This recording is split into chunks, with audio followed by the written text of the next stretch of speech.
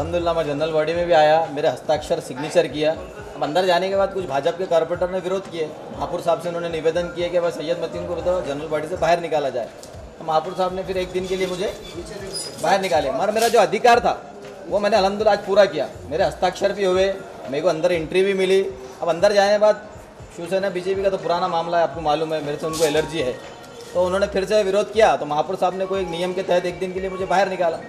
और जो एंट्री का जो मसला चल रहा था सभागार के अंदर, तो वो एंट्री हो गई, हस्ताक्षर भी, आप हस्ताक्षर देख सकते, तो कोई प्रॉब्लम नहीं। अब रही बात विरोध की, अब उनको तो पहले से एलर्जी है, बाद में अगली मीटिंग में देखते हैं इंशाल्लाह। आज विषय थे बहुत सारे, नहीं हुए तो क्या करेंगे।